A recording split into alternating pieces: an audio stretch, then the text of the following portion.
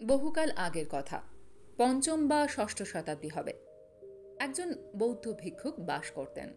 তার নাম ছিল বোধিধর্ম। তিনি ভারত থেকে চীনে বৌদ্ধ ধর্মের ট্রান্সমিটার হিসাবেও পরিচিত ছিলেন, যা পরে জেন বৌদ্ধ ধর্ম নামে পরিচিত ছিল।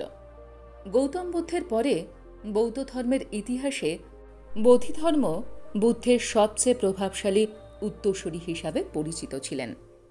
কথিত আছে যে বোধিধর্ম যখন চীনে গিয়েছিলেন, চীনের সম্রাট তাকে দেখতে আসেন। সম্রাট বোধিধর্মকে বলেন, আমার মন খুবই অস্থির ও অশান্ত থাকে। আপনি একজন মহান ঋষি এবং আমি আপনার জন্য অপেক্ষা করছিলাম। দয়া করে আমাকে বলুন, আমার মনকে শান্ত রাখতে আমার কি করা উচিত? বোধিধর্ম সম্রাটের বিষয়টা বুঝতে পেরে তাকে বললেন, তুমি কিছু করো না, আগে তুমি তোমার মন আমার কাছে নিয়ে এসো। সম্রাট বুঝতে পারলেন না বোধিধর্ম এটা কি বললেন।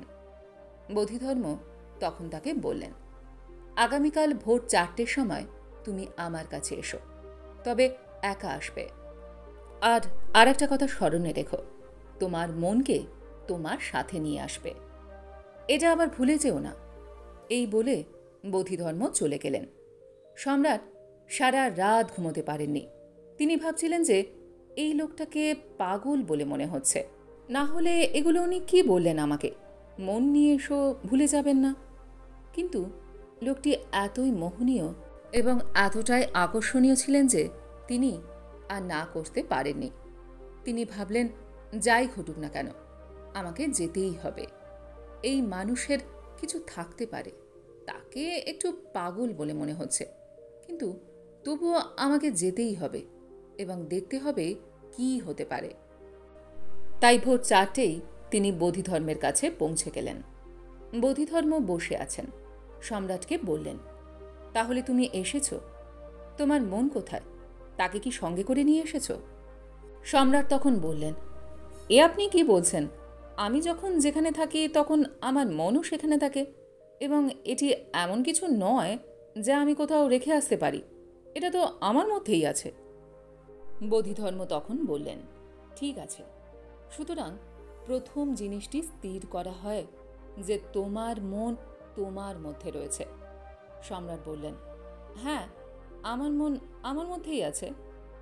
বোধিধর্ম তখন বললেন, ঠিক আছে, এখন চোখ বন্ধ করে খুঁজে বের করো কোথায় তোমার মন, এবং যদি তুমি এটা কোথায় আছে খুঁজে পাও, অবিলম্বে আমাকে নির্দেশ করো। আমি তোমার মনকে শান্তিতে রাখব। সম্রাট তখনও বিভ্রান্ত, কিন্তু তিনি যা বলেছিলেন তাই তিনি অনুসরণ করেছিলেন। তখন তিনি তার চোখ বন্ধ করে মনকে খুঁজতে থাকেন। অনেক চেষ্টা করছেন, কিন্তু তিনি তার মনকে খুঁজে পাচ্ছিলেন না। তিনি তখন সচেতন হয়ে উঠলেন এবং ভাবলেন, মন তো নেই, মন একটা ক্রিয়াকলাপ মাত্র। এটি এমন কিছু নয় যা আপনি চিহ্নিত করতে পারেন। যে মুহূর্তে তিনি বুঝতে পারলেন যে এটি আসলে কিছুই নয়, তখন তার অনুসন্ধানের অযৌক্তিকতা নিজের কাছে উন্মোচিত হয়ে গেল। তিনি তখন বুঝতে পেরেছিলেন যে এটি কিছু না হলে এটি সম্পর্কে কিছুই করা যায় না।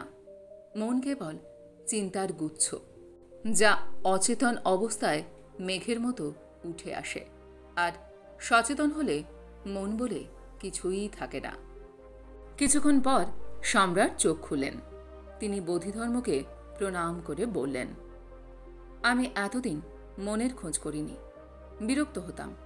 এখন খুঁজতে গিয়ে দেখি মন বলে কিছুই নেই।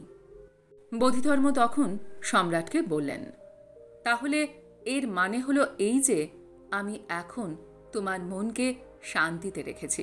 তিনি আরও বললেন, তুমি যখন অস্বস্তি অনুভব করবে তখন নিজের ভিতরে দেখবে সেই অস্বস্তি কোথায়, কোথায় অশান্তি, এবং যখন তুমি এটি খুঁজে বার করার চেষ্টা করবে তখন নিজেই বিরক্তি খুঁজে পাবে না।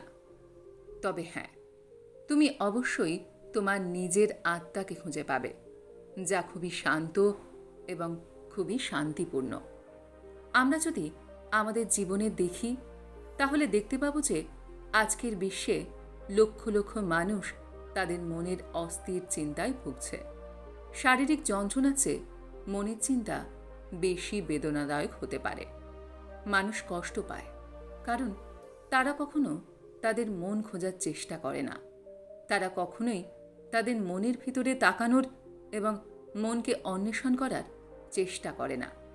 আসলে মন কিছুই নয়, শুধু চিন্তা, যা অচেতন অবস্থায় মেঘের মতো জেগে ওঠে। যখন আমরা সচেতন হই এবং আমাদের চিন্তার সাক্ষী হতে শুরু করি, তখন আমাদের চিন্তাভাবনা কমতে শুরু করে। আর আমরা যখন চিন্তাহীন হয়ে পড়ি, তখন আমাদের মন অদৃশ্য হয়ে যায়। এটা আমাদের জন্য কষ্টের পরিবর্তে সুখের উৎস হয়ে ওঠে।